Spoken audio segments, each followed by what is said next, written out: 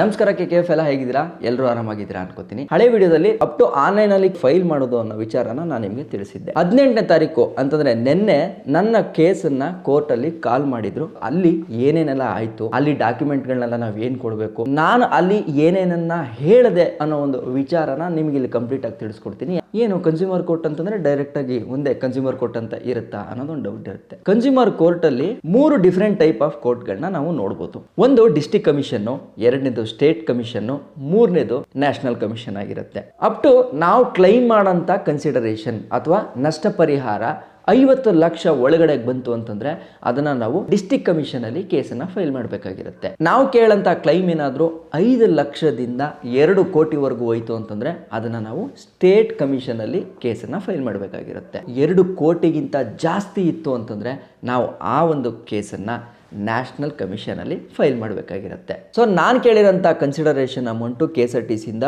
1 ಲಕ್ಷ ಆಗಿರೋದ್ರಿಂದ ನನ್ನ ಕೇಸ್ ಬಂದ್ಬಿಟ್ಟು ಡಿಸ್ಟ್ರಿಕ್ಟ್ ಕಮಿಷನ್ಗೆ ಬರುತ್ತೆ. ಸೊ ಈಗ ಡಿಸ್ಟ್ರಿಕ್ಟ್ ಕೋರ್ಟ್ಗೆ ಹೋಗ್ತು ಅಂತಂದ್ರೆ ನಾವು ಒಂದು ಕೇಸ್ನ ಫೈಲ್ ಮಾಡಿದ್ರೆ ಎಷ್ಟು ದುಡ್ಡು ಖರ್ಚಾಗುತ್ತೆ ಅಂತ ನಾನಿವಾಗ ಡಿಸ್ಟ್ರಿಕ್ಟ್ ಕಮಿಷನಲ್ಲೇ ಕೇಸನ್ನು ಫೈಲ್ ಮಾಡಿರೋದ್ರಿಂದ ಇದನ್ನ ನಿಮಗೆ ಎಕ್ಸ್ಪ್ಲೈನ್ ಮಾಡ್ತೀನಿ. ಸ್ಟೇಟು ಮತ್ತು ನ್ಯಾಷನಲ್ ಲೆವೆಲಲ್ಲಿ ಮಾಡಬೇಕಾದ್ರೆ ಅದ್ಯಾವುದಾದ್ರೂ ಕೇಸ್ ಸಿಕ್ತು ಅಂತಂದ್ರೆ ಅದನ್ನು ನಾನು ನಿಮಗೆ ಎಕ್ಸ್ಪ್ಲೈನ್ ಮಾಡೋಂಥ ಪ್ರಯತ್ನ ಮಾಡ್ತೀನಿ. ಈಗ ಡಿಸ್ಟ್ರಿಕ್ಟ್ ಕಮಿಷನ್ ಆಗಿರೋದ್ರಿಂದ ಅಪ್ ಟು 5 ಲಕ್ಷವರೆಗೂ ನನ್ನ ಕನ್ಸಿಡರೇಷನ್ ಅಮೌಂಟ್ ಇತ್ತು ಅಂತಂದರೆ ಯಾವುದೇ ರೀತಿ ಫೀಸನ್ನ ಕಟ್ಟೋ ಅವಶ್ಯಕತೆ ಇರಲ್ಲ ನಾವು ಕೋರ್ಟ್ಗೆ. ಅದೇ ನಮ್ಮ ಕನ್ಸಿಡರೇಷನ್ ಅಮೌಂಟು 5 ಲಕ್ಷಕ್ಕಿಂತ ಜಾಸ್ತಿ 10 ಲಕ್ಷಕ್ಕಿಂತ ಕಡಿಮೆ ಬಂತು ಅಂತಂದರೆ 200 ರೂಪಾಯಿ ನಾವು ಕೋರ್ಟ್ ಫೀಸನ್ನ ಕಟ್ಟಬೇಕಾಗಿರುತ್ತೆ. 10 ಲಕ್ಷಕ್ಕಿಂತ ಜಾಸ್ತಿ 20 ಲಕ್ಷದ ಒಳಗಡೆ ಇತ್ತು ಅಂತಂದರೆ 400 ರೂಪಾಯಿ ಕೋರ್ಟ್ ಫೀಸು. 20 ಲಕ್ಷಕ್ಕಿಂತ ಜಾಸ್ತಿ 50 ಲಕ್ಷದ ಒಳಗಡೆ ಬಂತು ಅಂತಂದರೆ 1000 ರೂಪಾಯಿ ಕೋರ್ಟ್ ಫೀಸನ್ನು ಕಟ್ಟಬೇಕಾಗಿರುತ್ತೆ. ಇದು ಒಂದು ಡಿಸ್ಟ್ರಿಕ್ಟ್ ಕಮಿಷನ್ ಅಲ್ಲಿ ಫೀಸ್ ಸ್ಟ್ರಕ್ಚರ್ ಆಗಿರುತ್ತೆ. ನಿನ್ನೆ ನನಗೆ ಕೋರ್ಟಲ್ಲಿ ಇದ್ದಂಥ ಮೊದಲ ಸ್ಟೇಜ್ ಯಾವುದು ಅಂತಂದರೆ ಹಿಯರಿಂಗ್ ಅಂತಂದರೆ ಹೆಸರಲ್ಲೇ ಹೇಳ್ದಂಗೆ ಆಲ್ಸೋದು. ಕೋರ್ಟು ನಮ್ಮನ್ನ ಆಲ್ಸುತ್ತೆ. ಸೊ ಈ ಆಲ್ಸೋವರೆಗೂ ಬರಬೇಕು ಅಂತಂದ್ರೆ ಏನೇನ್ ಮಾಡಿರ್ಬೇಕು? ಫಸ್ಟ್ ಒಂದು ಅನ್ಯಾಯ ಆಗಿದ ತಕ್ಷಣ ನೋಟಿಸ್ ಕಳಿಸ್ಬೇಕು, ಮತ್ತು ಅವ್ರು ನಮಗೆ ರಿಪ್ಲೈ ನೋಟಿಸ್ ಕಳಿಸ್ತಾರೆ. ಆ ರಿಪ್ಲೈ ನೋಟಿಸ್ ಅಲ್ಲಿ ನಮಗೆ ಅವ್ರು ಕೊಡಂತ ಉತ್ತರ ಕನ್ಸಿಡರೇಷನ್ ಓಕೆ ಅನ್ಸಿದ್ರೆ ಓಕೆ, ಇಲ್ಲ ಅಂತಂದ್ರೆ ಕನ್ಸ್ಯೂಮರ್ ಆಕ್ಟ್ 2019 ಸೆಕ್ಷನ್ 35 ಪ್ರಕಾರ ನಾವು ಒಂದು ಕಂಪ್ಲೇಂಟ್ ಅನ್ನ ರೈಸ್ ಮಾಡ್ತೀವಿ. ಸೊ ಈಗ ಆನ್ಲೈನ್ ಕಂಪ್ಲೇಂಟ್ ರಿಜಿಸ್ಟರ್ ಮಾಡಿಸ್ತಾ ಇರೋದ್ರಿಂದ ನಾವು ಆನ್ಲೈನಲ್ಲೇ ಕಂಪ್ಲೇಂಟ್ ಹಾಕಿದ್ರು ಕೂಡ ಅದರ ಒಂದು ಒರಿಜಿನಲ್ಸು ಮತ್ತು ಜೆರಾಕ್ಸ್ ಕಾಪಿಗಳನ್ನ ತಗೊಂಡೋಗಿ ಕನ್ಸ್ಯೂಮರ್ ಕೋರ್ಟ್ದು ಆಫೀಸ್ ಏನಿದೆಯೋ ಅಲ್ಲಿ ನಾವು ಕೊಡಬೇಕಾಗಿರುತ್ತೆ. ಒಂದು set original xerox with documents, supportive documents ಅಲ್ಲಿ ನಾವು ಮಾಡಿರೋಂಥ ಪೇಮೆಂಟು ಅಥವಾ ಟಿಕೆಟು ಏನು ಡಾಕ್ಯುಮೆಂಟ್ ಅದರ ರಿಲೇಟೆಡ್ ಇರುತ್ತೋ ಅದರದ್ದೆಲ್ಲನೂ ಕೂಡ ಸೇರಿಸಿ ಒಂದು ಕಂಪ್ಲೇಂಟು ವಿತ್ ನೋಟ್ರಿ ಅಫಿಡವಿಟ್ ಮಾಡಿರ್ತಕ್ಕಂಥ ಒರಿಜಿನಲ್ ಕಾಪಿ ಕೊಡಬೇಕು. ಜೊತೆಗೆ ಅಲ್ಲಿ ಎಷ್ಟು ಜನ ಪಾರ್ಟೀಸ್ ಇರ್ತಾರೋ ಆ ಪಾರ್ಟೀಸು ಪ್ಲಸ್ 2 ಕಾಪಿ ಎಕ್ಸ್ಟ್ರಾ. ಈ ಡಾಕ್ಯುಮೆಂಟ್ಗಳನ್ನೆಲ್ಲ ನಮ್ಮ ಹಿಯರಿಂಗ್ ಡೇಟ್ ಏನು ಕೊಟ್ಟಿರುತ್ತೋ ಆನ್ಲೈನಲ್ಲಿ ಅದರ ಹಿಂದಿನ ದಿನನೇ ಹೋಗಿ ನಾವು ಸಬ್ಮಿಟ್ ಮಾಡಬೇಕಾಗಿರುತ್ತೆ. ಈಗ ನಿಮಗೆ ಹಿಯರಿಂಗ್ ಅಂತ ಅಷ್ಟೊತ್ತಿಂದ ಹೇಳ್ತಾ ಇದ್ದೀನಿ. ಸೊ ಹಿಯರಿಂಗ್ ಅಂತಂದ್ರೆ ಏನು ಅಂತಂದ್ರೆ ಈಗ ಯಾವುದಾದ್ರೂ ಒಂದು ಕಂಪ್ಲೇಂಟನ್ನು ಮಾಡಿದಾಗ ಕಂಪ್ಲೇಂಟ್ ಮಾಡಿದವರು ಮತ್ತು ಆಪೋಸಿಟ್ ಪಾರ್ಟಿ ಇಬ್ಬರದು ಕೂಡ ವಿಚಾರಗಳು ಏನು ಅಂತ ಆಲಿಸುತ್ತೆ. ಅದಕ್ಕೆ ಹಿಯರಿಂಗ್ ಅಂತ ಕರಿತೀವಿ. ಸೊ ನಿಂದೇನಾಗಿದೆ ಹೇಳಪ್ಪ ಅಂತ ಇಬ್ಬರನ್ನು ಕೂಡ ಕೇಳೋಂಥ ಪ್ರೋಸೆಸ್ಸೇ ಹಿಯರಿಂಗ್ ಆಗಿರುತ್ತೆ. ಈ ಹಿಯರಿಂಗ್ನ ಕೇಳೋರು ಯಾರಾಗಿರಬೇಕು ಕೋರ್ಟಲ್ಲಿ ಅನ್ನೋದೊಂದು ವಿಚಾರ. ನಾನಿವತ್ತು ಕೇಸ್ಗೆ ಅಂತ ಹೋದಾಗ ಅಲ್ಲಿದ್ದವರು 3 ಜನ, ಒಬ್ಬರು ಮೇನ್ ಜಡ್ಜು, ಇನ್ನಿಬ್ರು ಮೆಂಬರ್ಸ್ ಅಂತ ಇದ್ರು. Section 35 of consumer protection act 2019 ಪ್ರಕಾರ ಒಂದು ಸಿಟ್ಟಿಂಗ್ ಅಲ್ಲಿ ಅಂತಂದ್ರೆ ನಾವು ಒಂದು ಕೇಸನ್ನ ತಗೊಂಡು ಹೋಗ್ತೀವಿ ಅಂತಂದ್ರೆ ಅಲ್ಲಿ ಯಾರು ಕೂತಿರ್ತಾರಲ್ಲ ಅವ್ರಿಗೂ ಕೂಡ ಒಂದು ಕಂಡೀಷನ್ಸ್ ಇದೆ. ಆ ಕೂತಿರೋರಲ್ಲಿ ಒಬ್ರು ಪ್ರೆಸಿಡೆಂಟ್ ಆಫ್ ಕಮಿಷನ್ ಆಗಿರ್ಬೇಕು, ಅಂತಂದ್ರೆ ಜಡ್ಜು ಅಂತಾನೆ ಹೇಳ್ಬೋದು. ಎರಡನೇದು ಪ್ರೆಸಿಡೆಂಟ್ ಆಫ್ ಕಮಿಷನ್ ಜೊತೆ ಮಿನಿಮಮ್ ಒಬ್ಬರಾದ್ರೂ ಕೂಡ ಕಮಿಷನ್ ಮೆಂಬರ್ ಇದ್ರೆ ಮಾತ್ರ ಒಂದು ಡಿಸ್ಟ್ರಿಕ್ಟ್ ಕಮಿಷನ್ ಅಲ್ಲಿ ಪ್ರೊಸೀಡಿಂಗ್ಸ್ ನಡೆಯುತ್ತೆ, ಇಲ್ಲ ಅಂದ್ರೆ ನಡೆಯಂಗಿಲ್ಲ. ಈಗ ನಾನು ಕಂಪ್ಲೇಂಟ್ ಅನ್ನ ಫೈಲ್ ಮಾಡಿದೆ, ಅದಾದ್ಮೇಲೆ ನನ್ನ ಕೋರ್ಟ್ ಹಿಯರಿಂಗ್ಗೆ ಅಂತ ಒಂದು ಡೇಟ್ ಕೊಟ್ಟು ಕರೀತು. ಹಿಯರಿಂಗ್ ಕೊಟ್ಟಿದ ತಕ್ಷಣ ಓಕೆ, ಈಗ ನನ್ನ ಸೈಡ್ ಏನು ಅನ್ನೋದನ್ನ ಕಂಪ್ಲೇಂಟ್ ಫಸ್ಟ್ ಹೇಳ್ತೀವಿ ಅಲ್ವಾ, ಅಲ್ಲಿ ಅಡ್ಮಿಟ್ ಆಫ್ ದ ಕಂಪ್ಲೇಂಟ್ ಅನ್ನೋದು ಒಂದಿರುತ್ತೆ.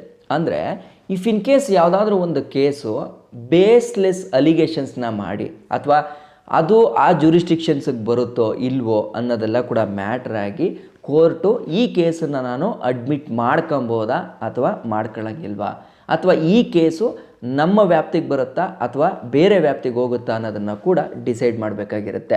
ಇದನ್ನು ಒಂದು ಕಂಪ್ಲೇಂಟ್ನ ಅಡ್ಮಿಷನ್ ಮಾಡ್ಕೊಳ್ಳೋದು ಅಂತಲೂ ಕೂಡ ಹೇಳ್ತಾರೆ. ಈ ಸ್ಟೇಜಲ್ಲಿ ಕೋರ್ಟ್ಗೆ ಅಧಿಕಾರ ಇರುತ್ತೆ ಈ ಒಂದು ಕೇಸನ್ನು ನಾನು ಅಡ್ಮಿಟ್ ಮಾಡ್ಕೊಳ್ಳ ಅಥವಾ ರಿಜೆಕ್ಟ್ ಕೂಡ ಮಾಡಿಬಿಡ್ಲ ಅಂತ. ಹಾಗಾದರೆ ನಮ್ಮನ್ನು ಹಿಯರಿಂಗ್ಗೆ ಕರೀದೆ ಏನಾದರೂ ಕೋರ್ಟು ಅಡ್ಮಿಟ್ ಮಾಡ್ಕೊಳ್ಳದೆ ಕೇಸನ್ನೇನಾದರೂ ತೆಗೆದಾಕ್ಬಿಡುತ್ತಾ ಅಂತಂದರೆ ಖಂಡಿತವಾಗ್ಲೂ ಇಲ್ಲ. ಯಾಕೆ ಅಂತಂದರೆ section 35 of consumer protection act ಪ್ರಕಾರ ಯಾವುದೇ ಒಂದು ಕಂಪ್ಲೇಂಟ್ನ ಕೋರ್ಟಲ್ಲಿ ಫೈಲ್ ಮಾಡಿದ್ದಾರೆ ಅಂತಂದರೆ ಅದನ್ನು ಹಿಯರಿಂಗ್ ಮಾಡದೆ ಅಥವಾ ಕೇಳಿಸ್ಕೊಳ್ಳದೆ ಯಾವುದೇ ಕಾರಣಕ್ಕೂ ಅದನ್ನು ರಿಜೆಕ್ಟ್ ಮಾಡೋಂಥ ಅವಕಾಶ ಇರೋದಿಲ್ಲ. ಇಫ್ ಇನ್ ಕೇಸ್ ಆ ಕೇಸಲ್ಲಿ ಏನಾದರೂ ಕಾನ್ಫ್ಲಿಕ್ಟ್ ಇದೆ ಅಥವಾ ಜುರಿಸ್ಟಿಕ್ಷನ್ ಏನಾದರೂ ಪ್ರಾಬ್ಲಮ್ ಇದೆ ಅಥವಾ ಈ ಕೇಸನ್ನು ಈ ಕೋರ್ಟಲ್ಲಿ ನಾವು ತಗೊಬೋದೋ ಬೇಡವೋ ಅಂತೇನಾದರೂ ಆ ಕಮಿಟಿ ಮೆಂಬರ್ಸು ಮತ್ತು ಪ್ರೆಸಿಡೆಂಟ್ ಮಧ್ಯದಲ್ಲಿ ಏನಾದರೂ ಓಕೆ ಏನು ಮಾಡೋಣ ಅಂತಂದ್ಬಿಟ್ಟು ಏನಾದರೂ ಹೋಲ್ಡಲ್ಲಿ ಇಡಬೇಕು ಅಂತಂದ್ರೂ ಕೂಡ ಒಬ್ಬ ಕಂಪ್ಲೇಂಟ್ ಫೈಲ್ ಮಾಡಿದ್ದು 21 ದಿನದ ಒಳಗಡೆ ಆ ಕಂಪ್ಲೇಂಟನ್ನು ನಾವು ಕೋರ್ಟಲ್ಲಿ ಅಡ್ಮಿಟ್ ಮಾಡ್ಕೋಬೋದೋ ಮಾಡ್ಕೋಬಾರ್ದು ಅನ್ನೋದನ್ನು ಕೂಡ ಕೋರ್ಟು ನಿರ್ಧಾರ ಮಾಡಬೇಕಾಗಿರುತ್ತೆ. ಸೊ ಈಗ ನನ್ನ ಕೇಸಲ್ಲಿ ಹಿಯರಿಂಗ್ ಆಯಿತು, ಅದರಲ್ಲಿ ಏನಪ್ಪ ಆಯಿತು ಅಂತಂದರೆ ಹೇಳಿ ಅಂತ ಕೇಳ್ತಾರೆ. ಆವಾಗ ನಾನು ಹೇಳ್ತೀನಿ, ಈ ಥರ ನಾನು 370 ರೂಪಾಯಿ ಟಿಕೆಟ್ಗೆ ನಾನು GSTನೂ ಕಟ್ಟಿದ್ದೀನಿ, ಅದಾದಮೇಲೂ ಕೂಡ ರೌಂಡೆಡ್ ಆಫ್ ಅಮೌಂಟ್ ಅಂದ್ಬಿಟ್ಟು ₹1 ಎಕ್ಸ್ಟ್ರಾ ಕೊಡ್ತಾರೆ. ಸೊ ರೌಂಡೆಡ್ ಆಫ್ ಅಮೌಂಟ್ 50 ಪೈಸೆಗಿಂತ ಜಾಸ್ತಿ ಇರಬಾರ್ದು ಅಂತ ಎಲ್ಲ ಹೇಳಿದಾಗ ಕೋರ್ಟು ಕ್ಲೀನಾಗಿ ಆಲಿಸ್ತು, ಚೆನ್ನಾಗಿ ಆಲಿಸಿ ರೆಸ್ಪಾನ್ಸು ಕೂಡ ಚೆನ್ನಾಗಿ ಸಿಕ್ತು. ಸೊ ಇದನ್ನು ನಾನು ಮುಂದಕ್ಕೆ ತಗೊಂಡು ಹೋಗ್ಬೋದು ಅಂತ ಕೋರ್ಟ್ ಯಾವಾಗ ನಿರ್ಧಾರ ಮಾಡುತ್ತೋ ಆಗ issue notice to the opposite party ಅಂತ ಹೇಳ್ತು. ಅಂದರೆ ಮೊದಲೇ ನಾನು ಏನು ಆ ಒರಿಜಿನಲ್ ಡಾಕ್ಯುಮೆಂಟ್ಸು ಮತ್ತು ಕಾಪೀಸ್ ಎಲ್ಲ ಕೊಟ್ಟನಲ್ಲ, ಆವಾಗಲೇ RPD ಪೋಸ್ಟು ನಾನೇನು ನೋಟಿಸ್ ಕಳಿಸ್ಬೇಕಾದ್ರೆ ಮಾಡಿದ್ನಲ್ಲ ಅದನ್ನೆಲ್ಲ ಮೊದಲೇ ಕೊಟ್ಟಿತ್ತು ಅಂತಂದರೆ ಡೈರೆಕ್ಟಾಗಿ ಕೋರ್ಟ್ ಥ್ರೂ ಅವ್ರಿಗೆ ನೋಟಿಸ್ ಹೋಗುತ್ತೆ ಆಪೋಸಿಟ್ ಪಾರ್ಟಿಗೆ. ಅವ್ರಿಗೆ ನೋಟಿಸ್ ಸರ್ವ್ ಆಗಿದ್ದು 30 ದಿನದ ಒಳಗಡೆ ಅವರು ಕೋರ್ಟ್ಗೆ ಬಂದು ತಮ್ಮ ಪರ ವಾದನ ಹೇಳಬೇಕು. ಅಥವಾ ಈ ಕೇಸ್ಗೆ ಸಂಬಂಧಪಟ್ಟಂತ ಕಂಪ್ಲೇಂಟ್ನ ನಾನು ಒಪ್ಪಲ್ಲ, ಇನ್ ಕೇಸ್ ಏನಾದರೂ ಆಗಿರಲಿ ಅವ್ರು ಅದನ್ನು ಬಂದು ಕೋರ್ಟಲ್ಲಿ ಹೇಳಬೇಕಾಗಿರುತ್ತೆ. ಸೊ ಈಗ ನನ್ನ ಈ ಕೇಸಲ್ಲಿ ನೋಡಿ 18ನೇ ತಾರೀಕು ನನಗೆ ಹಿಯರಿಂಗ್ ಇತ್ತು. ಇದಾಗಿದ್ದು 30 ದಿನಕ್ಕೆ ಅವ್ರ ಕಡೆಯಿಂದನೂ ಕೂಡ ಹಿಯರಿಂಗ್ ಆಗುತ್ತೆ. ಅದಾದ ಮೇಲೆ ಮುಂದಿನ ವಿಚಾರಗಳು ನಡೆಯುತ್ತೆ. ನೆಕ್ಸ್ಟ್ ವಿಡಿಯೋಗಳಲ್ಲಿ ನಾನು ನಿಮಗೆ ಆ ವಿಚಾರ ಏನೇನು ಆಗುತ್ತೆ ಎತ್ತ ಅನ್ನೋದನ್ನು ಹಿಯರಿಂಗ್ ಸ್ಟೇಜ್ ಮುಗಿದ ಮೇಲೆ ಏನು ನಡೆಯುತ್ತೆ ಅನ್ನೋದನ್ನು ತಿಳಿಸ್ಕೊಡ್ತೀನಿ. ಅಲ್ಲ, ಒಂದು ಜಸ್ಟ್ ಹಿಯರಿಂಗ್ ಮಾಡೋಕ್ಕೇನೆ 1 ತಿಂಗಳು ಆಯ್ತಲ್ಲ, ಹಂಗಾದರೆ ಈ ಕೇಸ್ ಮುಗಿಯೋಕ್ಕೆ ಎಷ್ಟು ದಿನ ಆಗಬಹುದು ಅನ್ನೋದು ನಿಮ್ಮೆಲ್ಲರ ತಲೆಯಲ್ಲೂ ಇರೋಂಥ ಕ್ವಶನ್. ಕನ್ಸ್ಯೂಮರ್ ಆಕ್ಟ್ 2019 ಪ್ರಕಾರ ಯಾವುದೇ ಕನ್ಸ್ಯೂಮರ್ ಕೋರ್ಟಲ್ಲಿ ಬರ್ತಕ್ಕಂಥ ಕಂಪ್ಲೇಂಟು 3 ತಿಂಗಳ ಒಳಗಡೆ ಇತ್ಯರ್ಥ ಆಗಬೇಕು. ಆದರೆ ಈ ಕೇಸ್ಗಳ ಕಾಂಪ್ಲೆಕ್ಸಿಟಿಯಿಂದಾಗಿ ಒಂದೊಂದು ಕೇಸ್ಗಳು 3 ತಿಂಗಳಿಗೂ ಮುಗಿಬೋದು ಅಥವಾ ವರ್ಷಾನುಗಟ್ಟಲೆ ಕೂಡ ಆಗ್ಬೋದು. ಇದನ್ನು ಯಾರು ನಿಖರವಾಗಿ ಹೇಳಕ್ಕೆ ಬರಲ್ಲ. ನಿಮಗೆ ರೆಗ್ಯುಲರ್ ಕೋರ್ಟ್ ಅಷ್ಟೊಂದು ಜಾಸ್ತಿ ಟೈಮೆಲ್ಲ ಹಿಡಿಯಲ್ಲ, ಬೇಗನೆ ಮುಗಿಯುತ್ತೆ. ಬಟ್ ಸ್ಟಿಲ್ ಏನಾದರೂ ಸಿಕ್ಕಾಪಟ್ಟೆ ಕಾಂಪ್ಲೆಕ್ಸಿಟಿ ಇತ್ತು ಅಂತಂದಾಗ ಮಾತ್ರ ಈ ಕೇಸ್ಗಳು ಎಳ್ಕೊಂಡು ಹೋಗುತ್ತೆ. ಆ್ಯಕ್ಚುಲಿ ನಿಮಗೆ ಗೊತ್ತಿಲ್ವೋ ಗೊತ್ತಿಲ್ಲ, ಆಲ್ಮೋಸ್ಟ್ ಒಂದು 80% ಆಫ್ ದ ಕೇಸ್ಗಳು ಕನ್ಸ್ಯೂಮರ್ ಯಾರಿದ್ದಾರೋ ಅವರೇ ಗೆಲ್ತಾರೆ. ಅಂದರೆ ಈ ಕನ್ಸ್ಯೂಮರ್ ಕೋರ್ಟ್ಗಳಿರೋದೇ ಒಂಥರ ಜನಸ್ನೇಹಿ. ಸೊ ಜನ ತಮಗಾಗಂಥ ಅನ್ಯಾಯಗಳನ್ನ ಕೇಳಬೇಕು, ಪ್ರಶ್ನೆ ಮಾಡಬೇಕು ಅನ್ನೋದಕ್ಕೋಸ್ಕರನೇ ಇದೆಲ್ಲ ಇಷ್ಟೊಂದು ಸಿಂಪಲ್ಲಾಗಿ ಇಟ್ಟಿದ್ದಾರೆ. ಜನಗಳು ಇಷ್ಟೊಂದು ಟೈಮನ್ನು ಹಾಕಬೇಕು, ನಾನು ಪದೇ ಪದೇ ಕೋರ್ಟ್ಗೆ ಹೋಗಬೇಕು ಅನ್ನೋ ಒಂದು ಉದ್ದೇಶಕ್ಕೆ ಎಷ್ಟೋ ಈ ಥರ ಕಂಪ್ನಿಗಳಿಂದ ಅಥವಾ ಸಣ್ಣ ಪುಟ್ಟ ಆಗೋಂಥ ಕನ್ಸ್ಯೂಮರ್ ರಿಲೇಟೆಡ್ ಮೋಸಗಳಿಗೆ ಅದರ ವಿರುದ್ಧ ನಿಂತು ಹೋರಾಡಲ್ಲ.